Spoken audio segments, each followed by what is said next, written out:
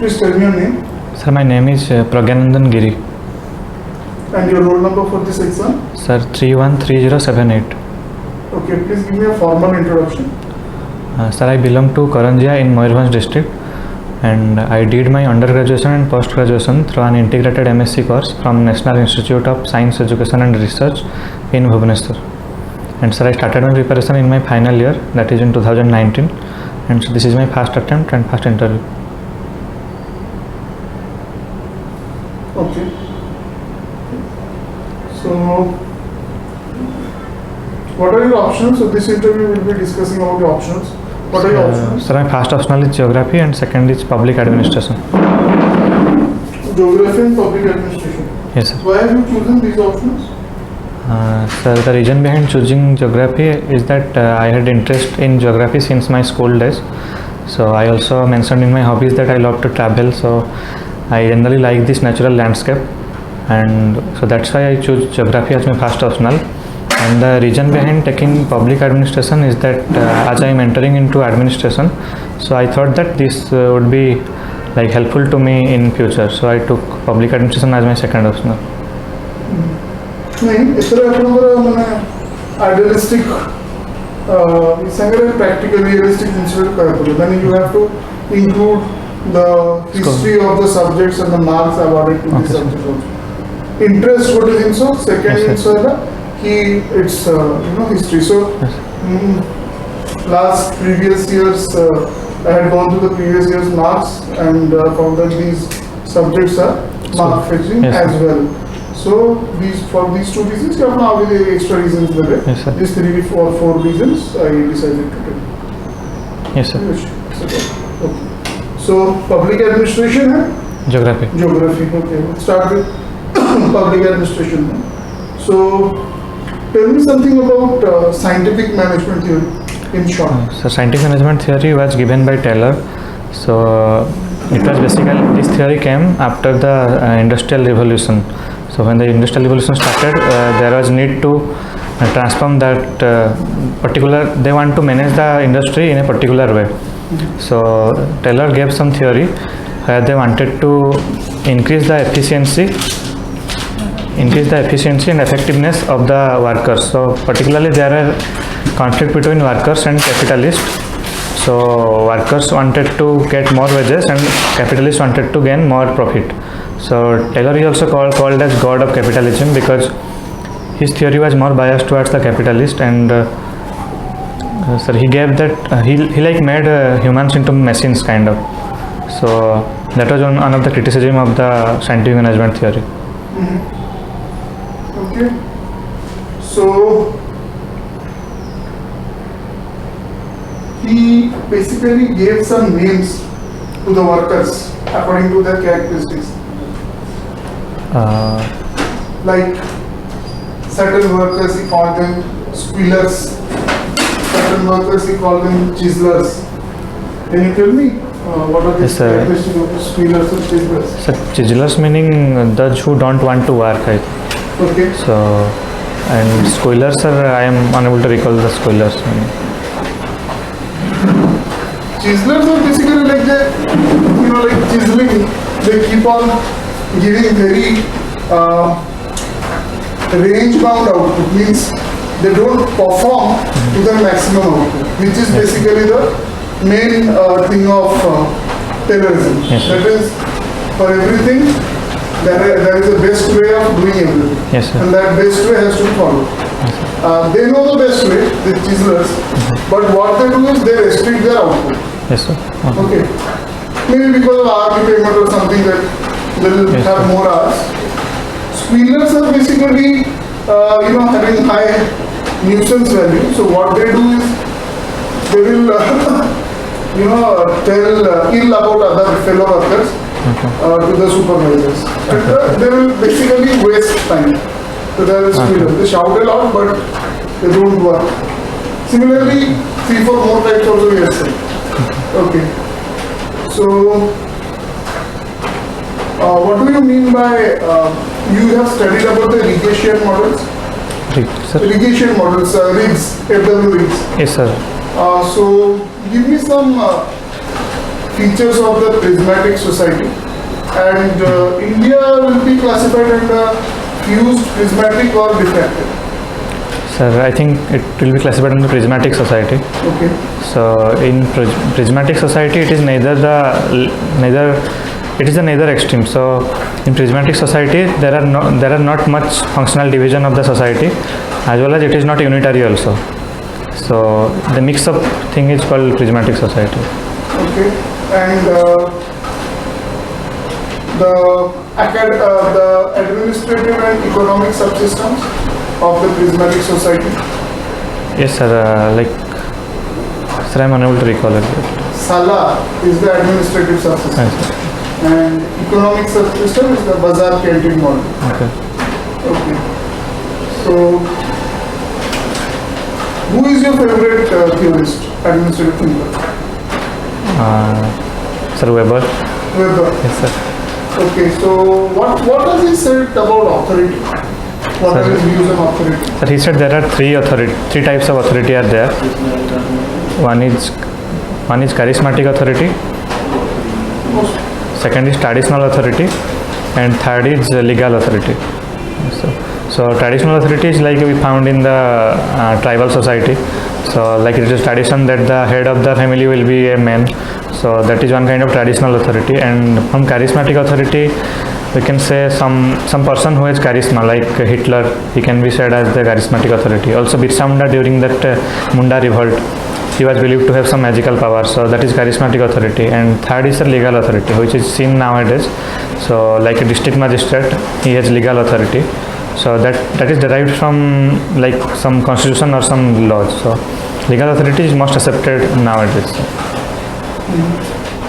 Okay. And suppose there is a very popular prime minister. Yes, sir. So that can be called charismatic also, charismatic authority also, As well as legal authority. Okay. So, what are the various leadership styles that you know since you have studied public administration? Sir, functional leadership. No, I'll give you some. Like, there is obviously one autocratic leader Okay. who never listens Yes, to sir. anyone. He just does whatever he And wants. another is participative leadership. Yes. Yes, so that is like in Gram Sabha we find participation of people. So Sarpanch will be participative leader, and As a laissez-faire leader also. yes, sir, that is in free market economy. So laissez-faire leader means the leader who wants that everything should be free, like people should be free. There is a liberal order in the society like that. Okay. Fine. You know what is span of control? Yes, sir, span of control, like the leader, like how many people he is in contact with, so how many subordinates he is giving order to. So that is span of control, I think. So, what are the methods of increasing span of control without diluting the quality of work and supervision? Sir, I think e-governance is a way to, like using of ICT tools, so that can be like we can expand the span of control. Example? Sir, examples like, so I'm unable Have you to. heard about MIS, It's a management information system. DSS, DSS, I'm unable to recall. decision support system? Okay. That is also same category, little bit. It helps in decision making. Okay, fine. You know what is a Gantt chart? Gangplank, Gantt chart, CHART. Gantt chart. No, sir. Okay. And this span of control, to calculate span of control, Yes, sir. there is a formula called the Gracchus formula. Are you aware of that? No, sir. What is neo-Taylorism? Sir, new public management is also called as neo-Taylorism. So it started during 1980s, I think. So the major follower was Ronald Reagan, the president of USA. So he basically wanted to increase the efficiency of the public sector enterprises. So he did what? So he followed this neo-rightist philosophy. So he brought in the best practices of the private sector to the public sector enterprises. So it is also called the rolling back of government. So basically, like we also followed in India after 1991 LPG reforms. So that can be also called as neo-Taylorism or new public management. Basically, the basic objective of Taylor was that to increase the efficiency without taking care of the human aspects like social or psychological aspects. So new public management also does something like that. So it is also called as neo-Taylorism.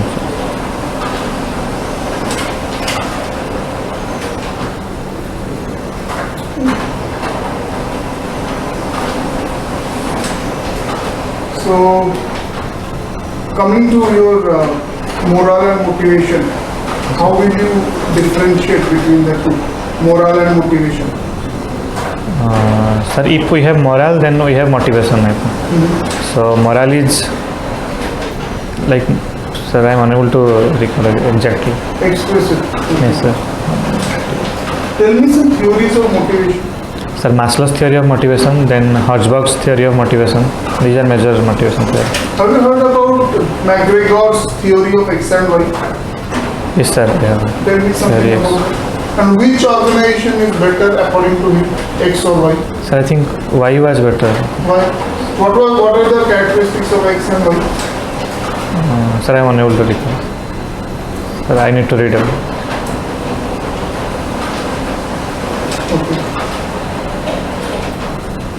Basically type of leader or the work culture.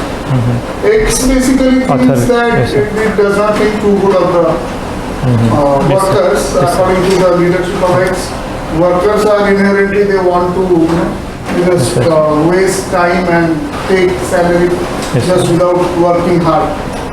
Okay, so it does not believe that the worker can really, think good about the organization. So it is more oriented towards the goal, okay, rather than employee oriented. Y on the other hand understands the problems of the employee, okay, and sometimes, most of the time they are employee friendly. Okay, so they will adjust if the employee has a problem. Okay, so obviously it is expected that the employee will give back in the same terms. Okay, so anyway, now coming to paper 2, Indian administration. Okay. Can you give 2 or 3 examples of success of citizen charter, especially if you can give examples of Odisha? Sir, like income tax charter, that is of central government, so that is recently published. So I think that is one of the success. And in Odisha, sir, I am unable to recall. Okay. Sir, more Sarkar scheme can be. Citizen charter can be, and particularly for time of delivery they have given a particular charter that is under the Odisha Public Service Guarantee Act. Okay. Okay, so for every public service there is a particular guaranteed day within which you will get the service. Okay. If you don't get within that period, the officer who is in charge, he will face penalties. Okay, so that you can also see. You have studied about delegation. Yes, sir. So tell me what can be delegated, what cannot be delegated. Okay, and you give me an example of vertical, horizontal, and lateral delegation. Sir, vertical delegation is like recently during COVID time, we saw that the collector's power was delegated to the sarpanches, so to manage the COVID care center. So that is kind of vertical delegation. And horizontal delegation is at the same level. So like one DM is like the DM's power. DM is also called as Chief Development Officer. So that Chief Development Officer part can be delegated to some other authority. So that is horizontal delegation. And sir, that is the same as lateral delegation. I think. Sir, horizontal. Okay. And normally delegation is downward. Yes, sir. Okay, but the example which you gave, the powers of the sarpanch being given to No, powers of the collector being given to sarpanch, Yes, sir. that is upward delegation. that is like vertical downward delegation. That is downward delegation. Yes, sir. Like higher authority delegating its power to lower authority. Like, So delegation means that only. yes, sir. Now reverse of that. Sir, The reverse, we can say that during emergency, state's power is being delegated to the parliament. So the state legislative assembly cannot pass law, but that time parliament is passing the law. Okay. Private companies also sometimes what happens is that the shareholders, those who cannot go to the annual general body meeting, they sign and give the to take the decision on their behalf to the management. That is also one type of upward delegation. Okay, delegation generated. So, to be more specific, can responsibility be delegated? No, sir. No, responsibility cannot be delegated. Okay. So, only the what can be delegated? Sir, only the functions like which are not responsibility. The core functions cannot be delegated. Okay. So, what is the difference between line, staff, and auxiliary agencies? Yes, Give me sir. an example of each of these three. Yes, sir. So lines, staff agency are those who makes decision. So like the state secretariat, so that will be a staff agency, and the line agency will be those who work on the field, who implements the public policy. So basically the directorate, like the directorate of health, so that will be the line agency. And auxiliary agency is like UPSC, OPSC, these are auxiliary agency. Basically they recruit or they help in other functions. Like they don't do the main functions of the government. Okay. What is your other option? Is it geography? Geography, sir. Geography, which is your favorite part? Sir, physical geography part. Physical geography. In physical geography, can you tell me something about the classification of volcanoes on the basis of their intensity? On the basis of intensity, Intensity, yeah. like Hawaiian, then Pelian, and Strombolian volcano. So these are. Which is the most Sir, dangerous? Stromboli is the most dangerous. Stromboli is the Yes, most sir. dangerous. Okay. Tell me the difference between surface waves, okay, and body waves.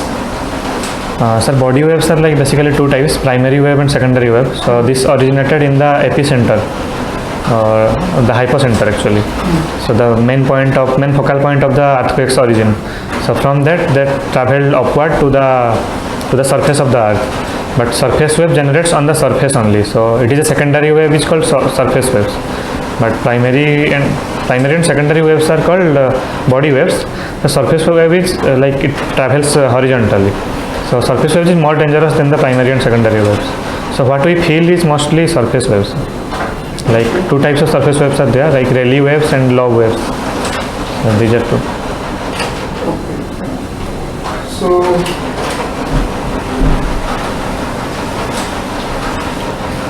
what is the concept of sea flow spreading? Yes, sir. Sea flow spreading was a concept given by Harry Hess. So basically, what we see, I will give an example. Like in Atlantic Ocean, that is mid-oceanic ridge. So from the mid-oceanic ridge, the lava is coming out, and the sea floor is spreading like in a diverse manner. So this new lava is coming out, that is forming new sea floor, and the old sea floor is moving away from the mid-oceanic ridge. So this is actually the theory by which the plate tectonic theory was established later. So today we see that there are plates, and when these plates move away from each other, the sea floor spreads. So that is.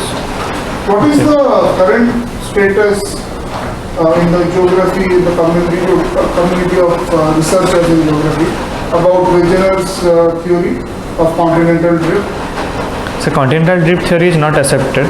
Now this plate tectonic theory is the most acceptable one. So actually continental drift gave rise to the sea floor spreading, and finally sea floor spreading gave rise to this plate tectonic theory. So which is the most accepted one today. So, according to the plate tectonic theory, Yes, sir. what are the major plates now in the world? So North American plate, South American plate, Pacific plate, and then Eurasian plate. So these are an African plate. So these are major plates. Okay, just pause it. Okay, so just continue with the previous one. So we were talking about geography. Yes, sir. So tell me something about what do you mean by leaching Yes, sir. related to soils? Yes, sir. So leaching means when there is high rainfall, so the soluble material actually goes down to the soil's lower layers like the A, B, C layer, A, B and E layers. So that is called leaching. And the non-soluble part remains on the soil. It is mainly observed in the laterite soil. So in the mountainous region where there is high rainfall, basically the Western Ghats area. Okay. So, what are the factors on which the fertility of a soil depends? Okay, so the presence of humus and presence of nitrogen, phosphorus and potassium, Okay. and sir, also the permeability of the soil and its pH also, and the carbon content, that is humus. So these are main things. What is the issue with excess utilization of fertilizers? And currently, if we see in India, Yes, sir. do we have the proper ratio of the NPK which should be there in the soil? And if we don't have it, what is the reason? Yes, sir. Most of the soil naturally lacks nitrogen, phosphorus and potassium. So we use like urea and phosphate, and also like DAP, diammonium phosphate, all these fertilizers are used. But the overuse is a problem after the green revolution, particularly in Punjab, Haryana and Western UP. There is rampant misuse of the fertilizers. So the side effect is like eutrophication, when the fertilizer mixes with water and it goes to some ponds or lakes. So the eutrophication and algal bloom is seen there, and it also releases harmful gases like which are greenhouse gases like nitrous oxide and other nitrogen oxides. So these are the side effects of misusing fertilizers. Also some fertilizers also are reason of health hazard of humans. So these are major side effects. In Odisha, there is a particular district. Sir, Bargarh. There What is the are, problem there? sir, Bargarh is called rice bowl of Odisha. At the same time, it is also now called as cancer hotspot of Odisha. So because of misuse of fertilizers and pesticides, so also without taking proper precautions and not using proper PPE kit like gloves, PPE kit and etc. So by misusing of mainly pesticides and fertilizers, they are suffering from this cancer, sir. Mostly skin cancer. Mostly skin cancer. Yes, sir. Okay. Government has taken some steps for this. I think the soil health card is one aspect. So every 3 years they are like the soil is going to the soil testing lab, and the amount of fertilizer required for that soil is being recommended to the farmers. So that also the neem coated urea. So it is providing like antibiotic property also, and at the same time the fertilizer is slowly getting into the soil like as the neem coating is there. So it is reducing the amount of fertilizer that is being used in the crops.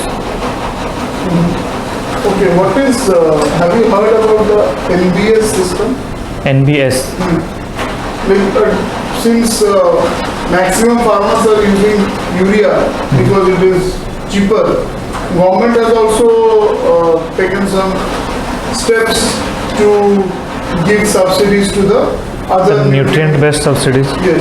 Yes, sir. Sir, it is being given to like non-urea fertilizers, particularly like diammonium phosphate is one, and muriate of potash another fertilizer. So it is basically they are giving subsidy to particular nutrient. Like for if the nitrogen percentage is like this, so we'll give this much of subsidy. Similarly for potassium and phosphorus.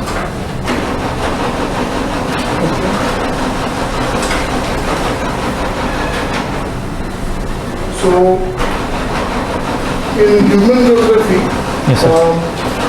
tell me something about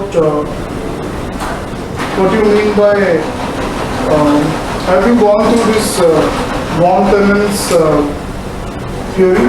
Von Thunen, yes, sir. Tell me something about the Von Thunen. various zones he made. Yes, sir. So Von Thunen theory is agricultural location theory. It was given around early 19th century. So he told that when we go away from the market or the town, so there will be decrease in the intensity of the cropping pattern.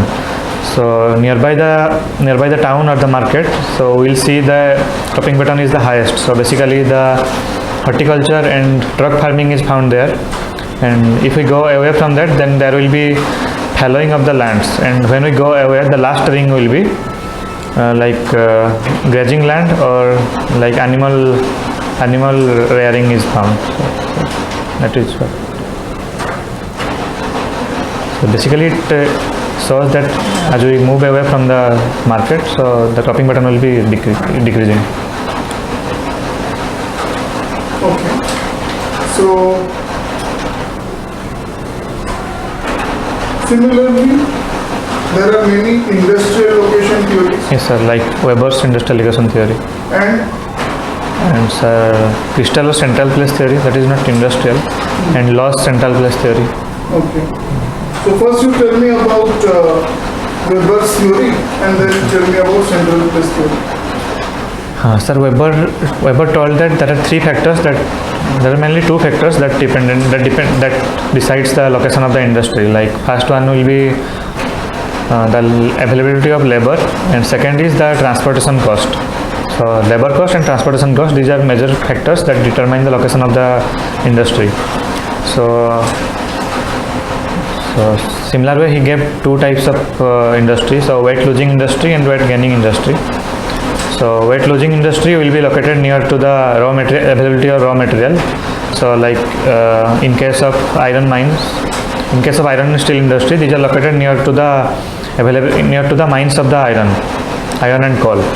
So and when there is weight gaining industry, so the location of the industry will be near to the market. And similarly, he also gave the concept of isotapen and the triangle, locational triangle, and critical isotapen. All these concepts belong to Weber's industrial location theory. And sir, about central place theory, so he actually he told that if there is a center, so he gave three types of centers are there, like administrative center, market center, and transport based center, I think. So basically the area of influence will be a hexagon shape. So that is basically central place theory. Okay.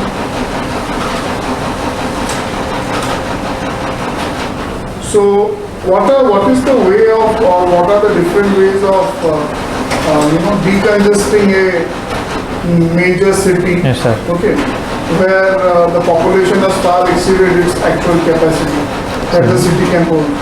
So basically the creation of satellite towns. So satellite towns should be created around like 50 kilometers away from the main city, and it should be connected to the main city through a rapid transition system. So the population who are migrating to the main city, they will be diverted to the satellite towns so that the pressure will be reduced on the main city. Okay. So, do you have an idea on the agroclimatic zones in India? Yes, sir. I think there are 15 agroclimatic zones Okay. in India.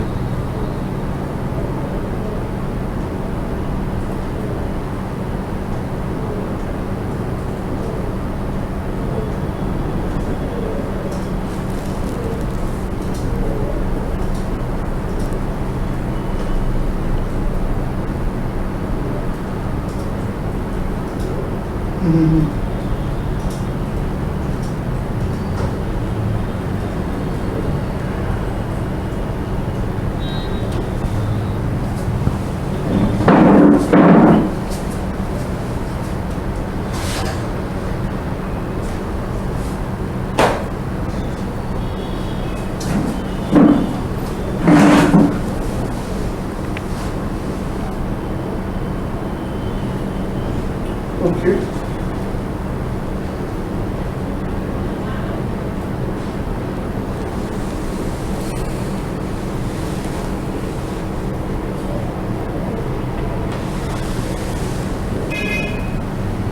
So, can you tell me the different types of or the patterns of settlements?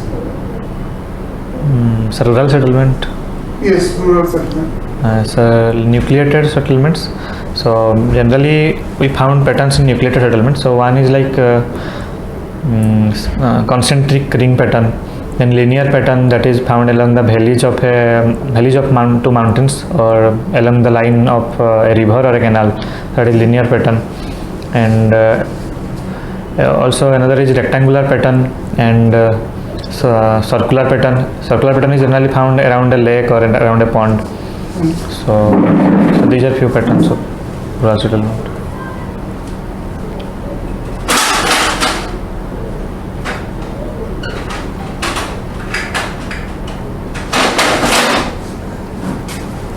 Okay. So,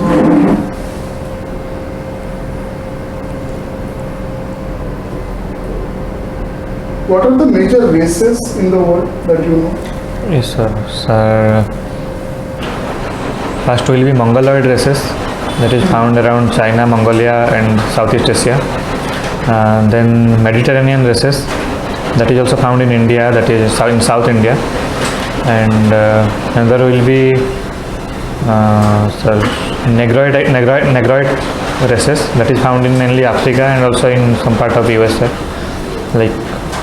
And it's a proto-Australoid that is also found in India. The tribals of the central India, like the Santals and Bhil tribes, they belong to these proto-Australoid races. And so another is Nordic races. These are found around like Afghanistan, Pakistan, and some part of Kashmir. That is Nordic races. So these are major races of the world. Okay.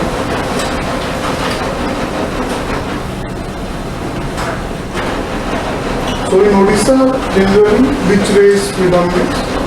I think so Indo-Aryan races, and the tribes are mainly of proto-Australoid. Okay. Tell me some features of the Australoids. Proto-Australoids. The proto-Australoid, they are of short heights, and their complexion is like black to brown, and they have curly hairs, and their nose is like flat. Nose is flat and small, and sometimes they have bulbous heads. So these are major features.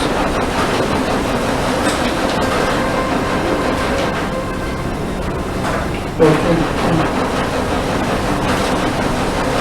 Fine, so that will be the end of the interview. Okay. Overall, it is quite good. Okay. Actually, public administration last time I read during like December.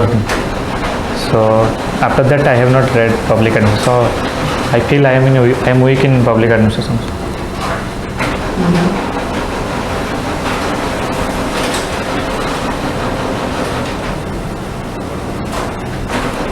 Okay.